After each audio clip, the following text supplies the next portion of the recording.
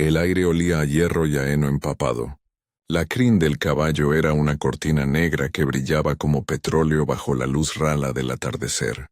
Luz sintió la nariz ajena encima de su rostro, caliente, húmeda, respirando con esa cadencia animal que sabe de urgencias antiguas. Detrás, la risa de los chicos era un raspón, como un cierre que no se abriera. Manos que empujaron, un empujón para que ella, una niña pequeña con las rodillas rotas por la vida, quedara clavada contra el lomo de un Mustang que no conocía la mano humana. Nadie pensó en su nombre. El mundo solo tuvo su gesto, una niña arrojada a la furia. El Mustang, un bruto de ojos dorados y cicatriz en la cara, arqueó el cuello y lanzó un bramido sordo que llenó la cancha. Luz cerró los ojos. Recordó una canción sin palabras que su madre le arrullaba, una frase de aire que ahora flotaba en su garganta. Sintió el latido del caballo como olas. Sintió el miedo propio, pequeño y preciso.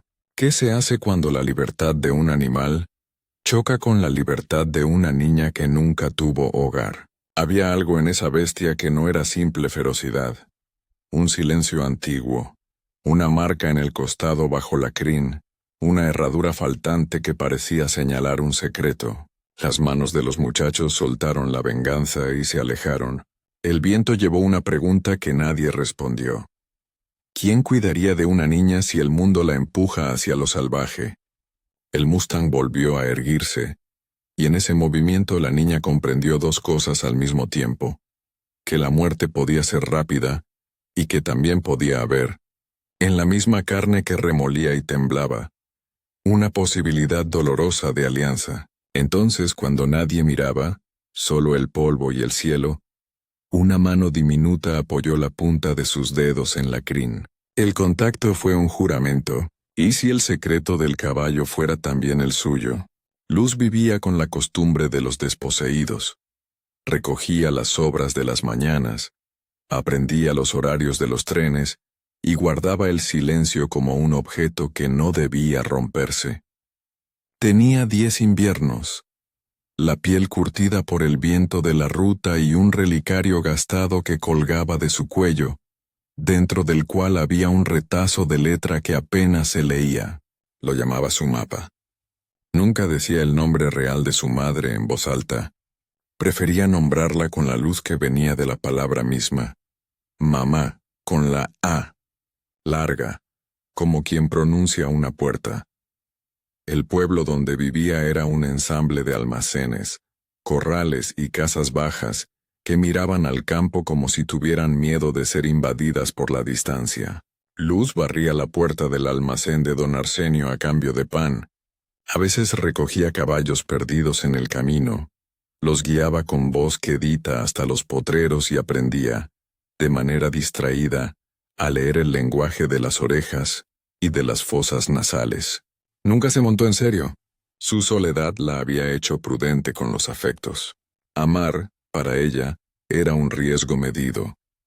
Guardaba rituales diminutos.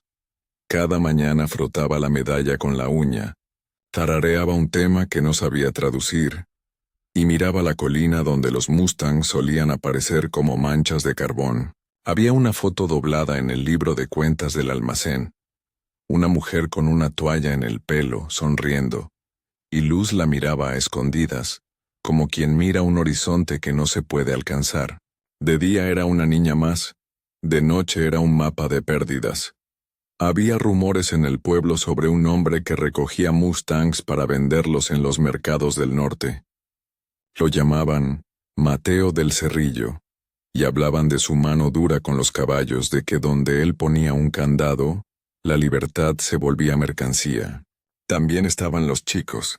Los chicos crecían con la crueldad como un juguete. Entre ellos, Rafa era el más rápido para la burla y la violencia, el que necesitaba demostrar que poseía algo, aunque fuera la rabia. Luz lo conocía porque una vez le había venido una mirada compasiva al devolverle una pelota perdida, y él la tomó por debilidad. Todo eso era el telón de su vida. Un pueblo que mira, un hombre que caza, y niños que hacen daño para pertenecer. Luz no tenía más defensa que su silencio, su habilidad para encontrar comida, y su reluciente plan de no encariñarse. Tenía miedo de las ataduras. Tenía también la costumbre de llevar un pañuelo viejo que olía a jabón y a recuerdo. Lo guardaba como quien guarda una promesa para el día que la vida le pidiera devolver algo a cambio. El Mustang apareció la tarde que el corral municipal quedó sin vigilancia. Una sombra grande que había roto alambrados y que había dejado una herradura en la senda.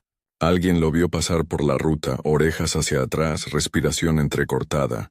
Al día siguiente estaba amarrado en el patio del viejo matadero, un lugar donde la metalurgia y el estiércol se mezclaban en un hedor que no perdonaba. Rafa y su banda se habían encargado de empujarlo allí. Era una broma que no entendían, un reto que no contenía motivo más que el mostrarse capaces. Lo encerraron con cadenas y miraron cómo el animal golpeaba las paredes. La cicatriz en su cuello parecía una segunda palabra escrita en la piel. La leyenda decía que había sido hombre quien la dejó, con una soga y una rabia mesurada. Cuando Luz llegó, lo vio desde lejos, con el relicario latiendo contra su pecho. No debería haberse acercado. No tenía permiso. No tenía fuerza para detener a adultos y no tenía nadie a quien contarle que el caballo olía a algo antiguo, como a una casa donde se guardan cartas. Pero la visión la prendió de inmediato. Algo en la postura del animal le habló de abandono, de encuentros fallidos con la mano humana.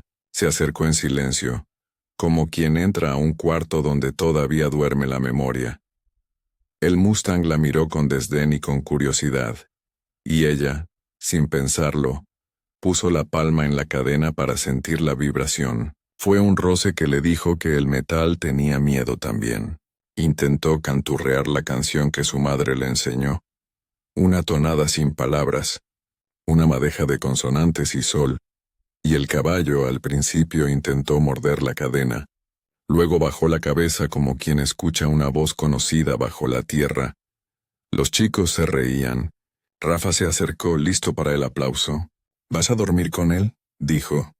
¿Vas a pedirle una yegua de regalo? Luz no dijo nada. No pidió nada. Pero en su mano había una mancha de barro y una rodilla sangrando que nadie vio.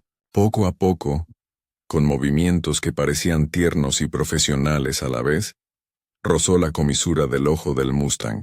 La piel era áspera, el aliento olía a sal y a trigo. Y entonces el equino hizo algo que nadie esperaba. Cerró los ojos. Ese pequeño acto fue la primera grieta. Para Luz fue una promesa. Si un caballo que había conocido la cadena podía confiar en una voz pequeña, entonces tal vez ella también podría aprender una nueva manera de sostener. Pero las grietas exigen que algo entre por ellas. El primer obstáculo fue la desconfianza del pueblo. Cuando don Arsenio vio a Luz con el Mustang no dijo «qué cura». Dijo que era peligroso, que ese animal podría matar a una cría o a un cliente. La señora del albergue llamó a la policía. El chico encargado del matadero insistió en que era bestia confiscable. El rumor corrió. Niña con caballo salvaje. A la noche siguiente, Mateo del Cerrillo apareció en el corral. Sus botas tenían barro de establo, y su mirada era la de quien calcula cifras. «Ese caballo me pertenece a medias», dijo, más un hecho que una amenaza. Detrás de esa aseveración venía otra, el papel de subasta que ya tenía fecha. Luz sintió que todo se cerraba como una pinza sobre la garganta del animal y sobre su propio anhelo incipiente. ¿Qué podía hacer una niña contra un hombre que convierte la vida en factura? Intentó encontrar aliados. Habló en voz baja con la veterinaria del pueblo, una mujer que sabía leer huesos y también lecturas de alma. Ella miró la cicatriz del Mustang y murmuró algo que se parecía a una sentencia. Ha sido usado. Ha conocido el trato humano como una lección de dolor. El veterinario propuso una intervención para una lesión en el corvejón. Costosa. El alcalde, que prefería los votos a las ternuras, dijo que la prioridad era la seguridad. Rafa se regocijó. porque había conseguido el espectáculo y ahora la ley parecía de su lado. Luz volvió cada tarde. Llevaba sobras de zanahoria, una manta vieja que había robado al frío y su voz. El Mustang al principio le mostraba los dientes. Luego, con lentitud de roca, le aceptó un raspón. Los vecinos empezaron a murmurar sobre la niña que domestica monstruos. Ella no quería domesticarlo. Quería ser conocida. Cuando finalmente logró tumbarse en el suelo junto al costado caliente del animal, descubrió, escondido bajo los pelos enredados, un bulto de cuero. Un viejo morral atado a la montura con nudos toscos. Era raro. Aquel caballo no debería tener montura ni rastro humano reciente. Luz, con manos que temblaban, abrió el morral.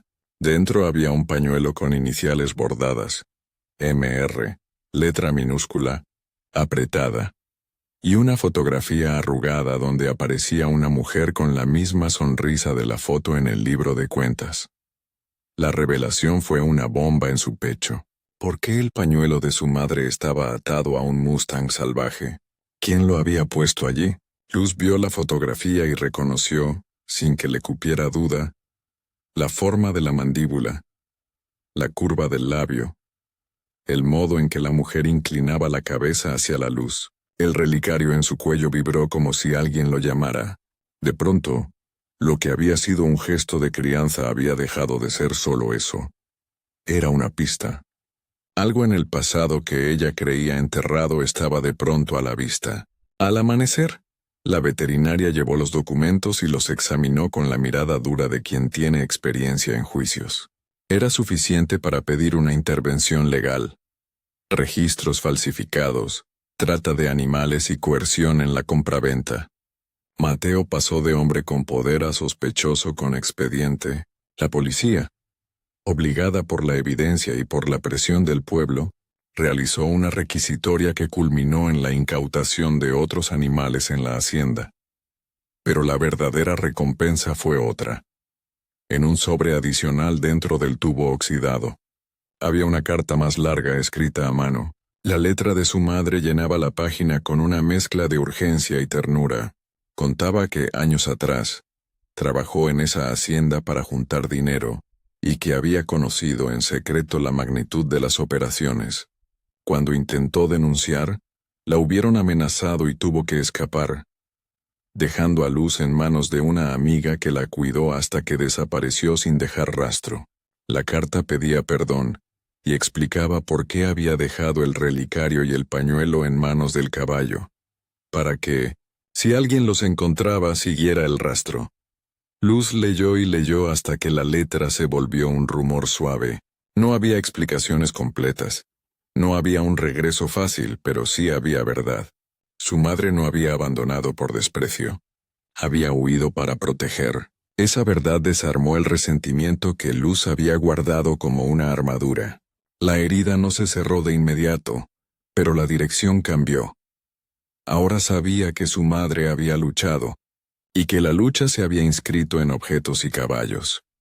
En los días que siguieron, el pueblo se transformó en un lugar que respiraba distinto. Mateo fue llamado a declarar. Algunos animales recuperados fueron devueltos a propietarios vérdicos, y otros quedaron bajo custodia protegida. Rafa, avergonzado por su papel, evitó las miradas y fue obligado a limpiar los corrales por un mes entero. El Mustang, llamado por algunos el guardián, comenzó a aceptar la mano humana de forma más pausada. Ya no había que convencerlo con comida sino con respeto. Luz lo cepillaba cada tarde, y él le devolvía su compañía con la serenidad de quien no pide, solo da. La carta de la madre se volvió un vínculo. No reemplazaba la presencia, pero era un ancla. Luz, con la honestidad de quien reconstruye a tientas, llevó parte de la documentación al alcalde y a la veterinaria. Con pruebas, la ley empezó a moverse en dirección a una reparación. No todo fue perfecto. Algunos lazos se rompieron, otros se tensaron, pero la sensación de que había justicia hizo que la luz interior de la niña cambiara de tinte. Ya no era la misma que ignoraba los afectos por temor. Era una niña que sabía, por fin, que proteger puede ser también recibir ayuda.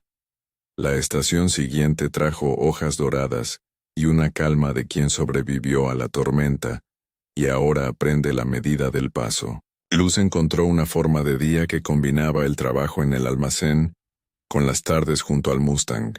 Entre cepilladas y recorridos, el caballo enseñó a la niña la economía de su fuerza. Cómo levantar la cabeza con dignidad, cómo detener el trote para volver a mirar, cómo dejar caer la cabeza sobre el hombro de quien confía.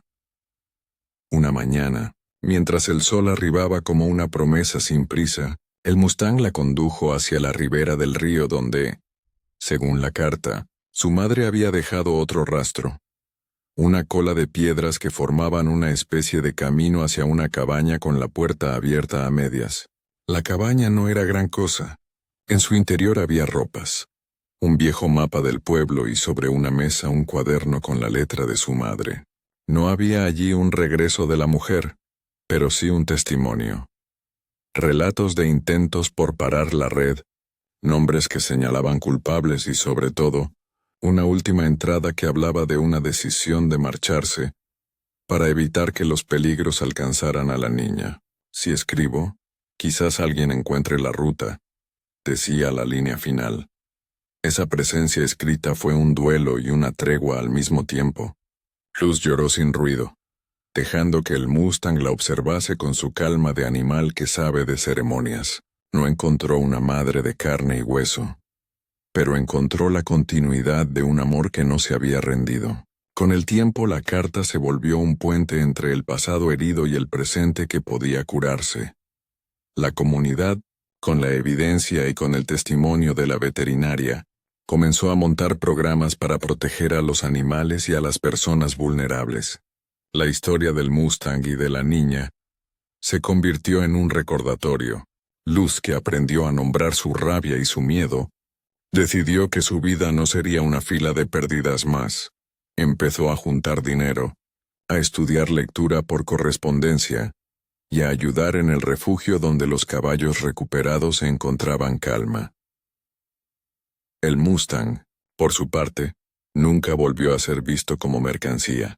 Se le permitió vivir en un campo donde había sombra y heno, y donde Luz podía verlo cada día. A veces, al atardecer, el caballo se acercaba y con un movimiento tranquilo colocaba su cabeza sobre el hombro de la niña ahora más alta. Un gesto que fue tanto perdón como alianza. Ella respondía con una caricia larga, como quien cose una herida con paciencia.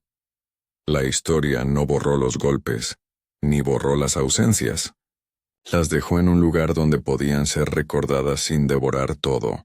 Luz no recuperó a su madre de inmediato, y quizás jamás supo todas las razones de su marcha.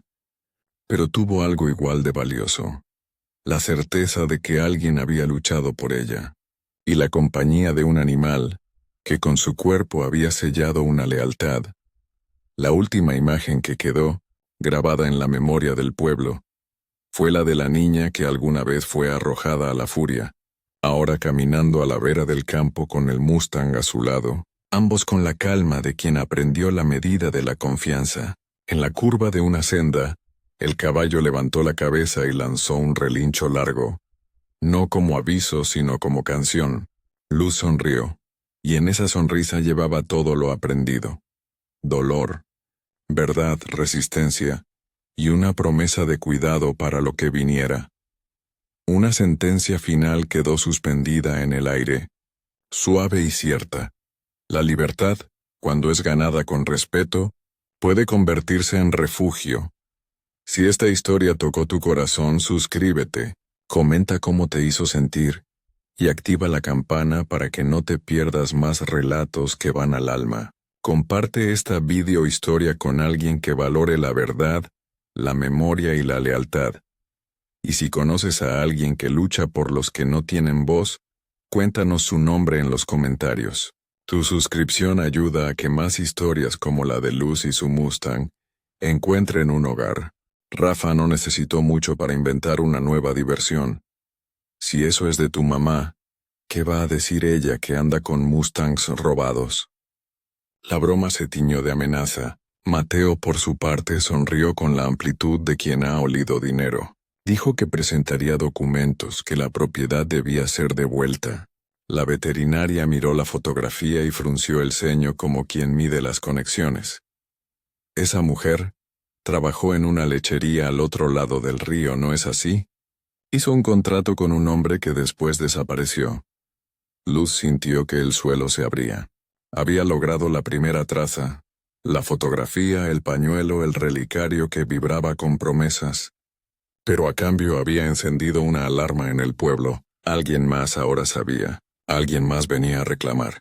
Ella podía perderlo todo. No solo el caballo, sino esa posibilidad remota de reconstruir un origen. Y en el silencio antes de la tormenta, una sombra nueva se deslizó por el sendero. Una camioneta oscura atravesó la ruta como una nota que presagia el trueno. Cuando Luz alzó la vista para ver quién llegaba, vio la placa de la camioneta. Una serie de números que reconoció del papel con que su madre solía firmar recibos, y supo, con la claridad cruda de quien oye una sentencia, que su hallazgo no sería privado por mucho tiempo. La camioneta no traía solo barro en las ruedas. Traía voces que olían a contratos y a nombres que se repetían como una letanía. Mateo del Cerrillo bajó con la calma de quien ha decidido que el mundo debe obedecerle. Y detrás suyo, los hombres se extendieron como una sombra pesada. Luz sintió que el aire se volvía viscosa. Cada respiración dolía como si algo hubiera apretado la garganta del pueblo. Él señalaba al Mustang con la punta del zapato, como quien marca una cantidad en la balanza. Ese animal entra en mi lote, dijo sin pregunta en la voz. Solo el reclamo. El corral tembló de murmullos, algunas voces en favor, otras con miedo, pero el ruido verdadero era el del corazón de la niña, que latía con una afirmación nueva. Aquello no se podía permitir. Si el Mustang era una pista de su pasado, si en aquel morral había la foto de la mujer que ella llamaba mamá con la A larga, entonces la posibilidad de perderlo equivalía a perder la última llave que tenía. Luz se colocó delante del animal casi como una puerta humana, pequeña pero decidida. La gente rió, y la risa fue un cuchillo. Mateo avanzó, arrogante. Niña, corre antes de que te haga daño. No me obligues a sacar mis papeles. Su mano rozó la cadena que sujetaba al Mustang, con un gesto de quien acaricia un libro que va a quemar.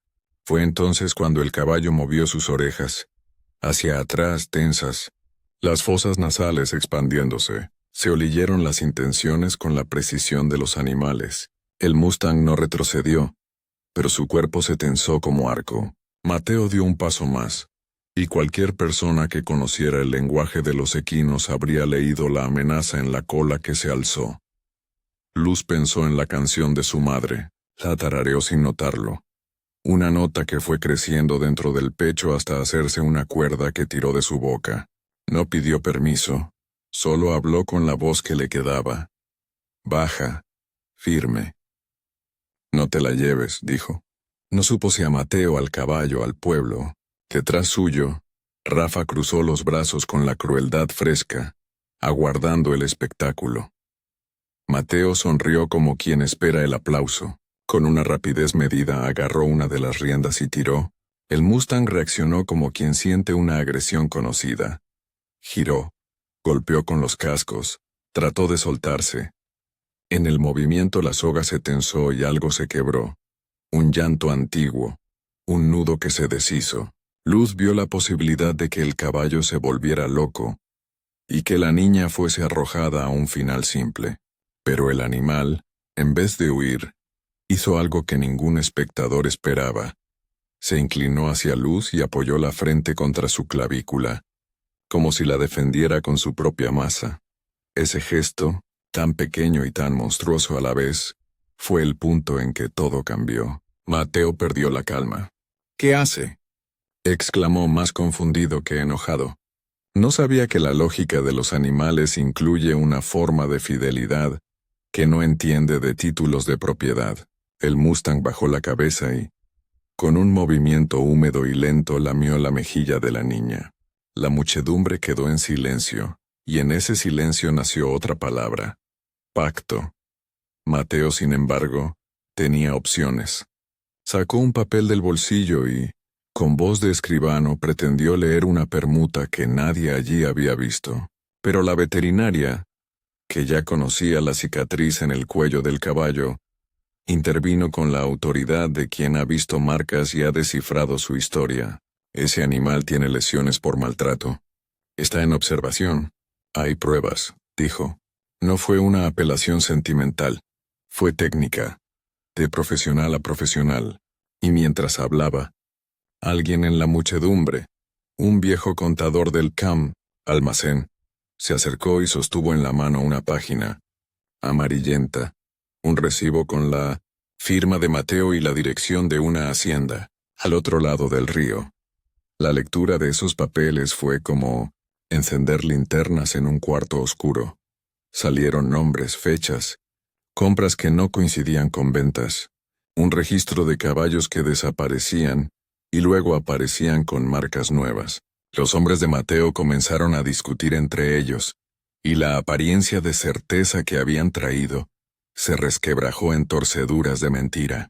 Rafa retrocedió, confundido por la exposición que alcanzaba hasta su propia complicidad. Fue en ese momento que la camioneta que había pasado por la ruta apareció de nuevo, lenta, y alguien bajó con un sobre manchado. El sobre llevaba la letra que Luz conocía, MR. Las mismas iniciales en el pañuelo. Tenía un sello y un párrafo escrito con una tinta que parecía haber llorado años. Luz tomó el sobre con manos que temblaban como varillas. Y la multitud, de pronto, no fue un coro sino un telón que podía abrir o cerrar su destino. Dentro había una carta con la letra de su madre. No una confesión extensa, sino una nota corta y urgente. Decía: si encuentras este pañuelo y este caballo, corre al monte del Nogal y busca la piedra con la hendidura. Yo dejé las pruebas allí. No confíes en Mateo. Él se quedó con lo que no le pertenece. La nota olía a lluvia, a jabón, a manos. La conclusión fue un choque eléctrico. ¿Por qué su madre habría dejado pruebas enterradas? ¿Por qué Mateo habría querido aquello? Mateo dio un paso hacia adelante, como si quisiera recuperar la autoridad con fuerza física, pero entonces, contra todas las previsiones, el Mustang hizo algo definitivo. Se plantó entre él y la niña, las patas delanteras temblando por el esfuerzo, y resopló con una potencia que elevó la polvareda a su alrededor. Fue un gesto de protección ancestral, una pared viva. No era un animal salvaje sin razón. Era un ser que había aprendido la lealtad en una lección de fuego, y que ahora entregaba su cuerpo por la seguridad de la niña que había tocado su crin. Mateo retrocedió, no porque la ley lo venciera por completo, sino porque en su rostro se vio un blanco de cálculo. Sabía que la historia podía volverse en su contra. Había hombres que preferían la economía a la violencia, cuando la exposición amenazaba pérdidas mayores. Vio sus papeles y vio también la posibilidad de juicios y sanciones. Dio un paso atrás, maldijo, y se fue con la sombra de su furia.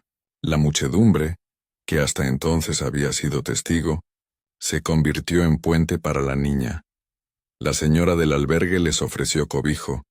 El viejo contador prometió ayudar con los papeles. La veterinaria se ofreció a revisar al Mustang gratis. Pero la victoria fue parcial. La carta hablaba de una piedra en el nogal y de pruebas enterradas. Mateo había huido, pero el enigma seguía vivo. Luz miró al caballo, y en sus ojos dorados leyó la calma de quien ha pasado la noche y ha resistido. Posó la mano en su cuello y sintió la cicatriz, el hueso, la historia que ahora se abría como un libro que había sido arrojado al viento. Sabía que debía ir al nogal esa misma noche. Sabía también que Mateo no se rendiría para siempre. La noche fue una sábana húmeda y clara.